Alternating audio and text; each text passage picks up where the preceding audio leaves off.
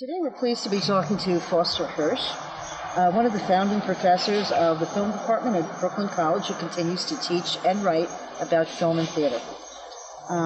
He's authored over a dozen books on acting, film, theater, film noir, and various genres of theater. Mr. Hirsch, welcome, and thank you for joining us today. Thank you. First of all, can you tell me how you first became interested in the genre of film noir? Yes, I can. There was a series of films at the Thalia Theater. That was an old repertory theater in New York. Before there was DVD, before there was VHS, you had to go out to see movies in theaters, even revivals. And these were not the kinds of movies that were shown on TV. And there was this series of films called Film Noir, and that name didn't mean that much to me back then. And I thought, these films are terrific. And I looked up at what was written about them, and there was very little written. We're talking about the 70s now. And I thought, let me see a few more of these films. I'll go down to the Library of Congress in Washington and check some of them out. I had some titles, and I saw them, and I said, I think I can write a book about this, because these are films that people should know about. Now film noir is so popular. You think, well, didn't everybody always know film noir? No. And I said, I need a travel budget to go to the Library of Congress to see the films. Because, as they say, no DVD in those days. Mm-hmm. And he said, well, Mr. Hirsch, we think your book has a very limited appeal. And so there is no money for travel. Well, I paid my own way. The book was published in 1981, Dark Side of the Screen. It is still in print. As far as when you got into these films, where did they originate, and why did they start to develop in American society? Film noir is a term given by the French, film noir, dark film, black film, after the war. But in America, when they were made beginning in the 1940s, early 40s, and the historical period is early 40s to late 50s, if you had asked anybody making a film noir in 1942 in Hollywood, 1944, The Great Double Indemnity, what kind of film we were working on, the filmmaker would have said, this is a thriller, a suspense film, a psychological drama, crime movie. Nobody would have said film noir. I see. And I noted that you wrote somewhere about certain elements that made up film noir as far as the titles went. Yes. Pertaining to what was within the movie. Can you speak a little bit about that? The titles reflect the themes of the film. Trapped, Detour, Whirlpool. The titles often are descriptive of a psychological or physical state of entrapment or confinement or paranoia or confusion or emotional imbalance. The films are about that. In film noir, bad things happen often to good people. That makes them different from the gangster movie. Gangsters are born criminals and hardened criminals. In film noir, the purest kind of film noir is about crime invading the life of an ordinary, law-abiding citizen just like you and me. I see. That's different Someone from a gangster film. Who doesn't, quote-unquote, deserve it. Often not deserve it. It's just a view of the world which is governed by mischance or bad luck. You're at the wrong place at the wrong time.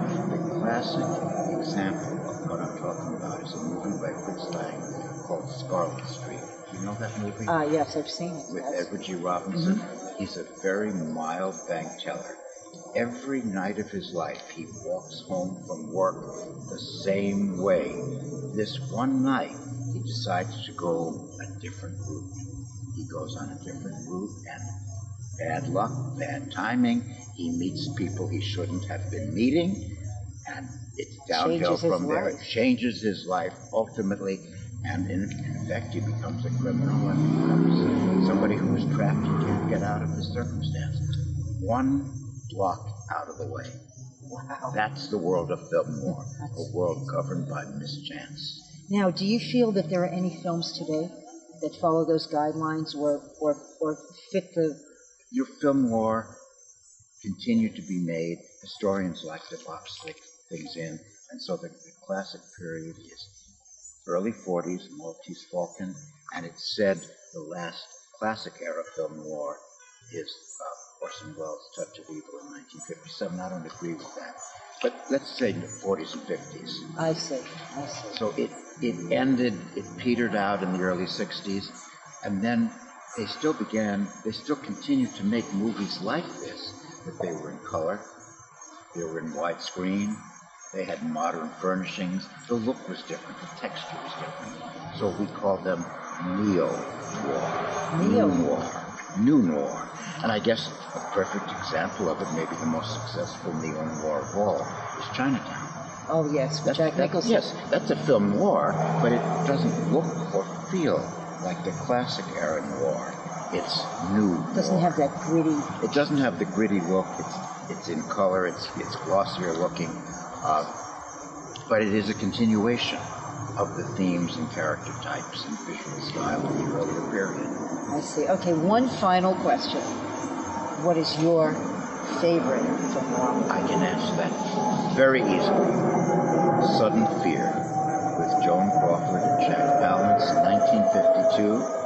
It's a story of a very successful professional woman who marries a man she had no business marrying, and terrible things begin to happen to her. As she says in one of the great ironic lines in film noir, when she discovers that her husband is plotting against her life, but she doesn't want to tell him, she knows, she looks at him and says, I sometimes wonder what I did to deserve you. And he's out to kill her. That's in film noir. Law-abiding, successful woman, something terrible happens, her life is in danger. Wow. That's film noir. It's a maze of uncertainty, of wrong turns, of detours, bad luck, mischance. Remember, these films were originally produced during World War II. I think in many ways, psychologically, they're war films. The war may not be mentioned, but the mentality or the mindset. It's a war of life. A war of life. It reflects the anxiety and uncertainties of a country at war. So they are originally, I think, war films, psychologically and allegorically and symbolically, not directly, indirectly. Okay, now tonight we're going to be seeing Woman on the Run, yes. A restoration. Can you tell us a little bit about that, like how it became restored and how it got to the big screen again? 1950, Woman on the Run. It was not a success in its day. I'm old enough to actually remember the title, and I think my father took me to it, and I say that because Ann Sheridan was one of his favorites. So my mother took me to John Garfield films because he was her favorite actor, and my father was crazy about Ann Sheridan. So I'm pretty sure I saw this when I was about age 7. It was not a success, and it was virtually lost. I didn't write about it in my book because I don't think it was available. And then Eddie Muller, who's the president of the Film Noir Foundation and who's dedicated to restoring lost or disabled film noir, found a copy and was instrumental working with UCLA Film and Television Archive in restoring it. It belongs to a theme in film noir I particularly respond to, the woman in jeopardy theme. Oh, interesting. I like that. That's Sudden Fear. Joan Crawford marries a crazy man, wants to kill her. She's a woman in jeopardy. Wow. Same in this film. Ann Sheridan's husband witnesses a gangland killing and goes on the run. And her life in that instant is changed unalterably, upside down. 1 second. Oh, so all of us will be getting a treat tonight while we watch this. It's a terrific movie. It's been wonderful talking to you. I want to thank you so much. Thank you. For spending time with us today. And hopefully we'll meet again. I hope we'll continue with this conversation. Thank you. Thank you.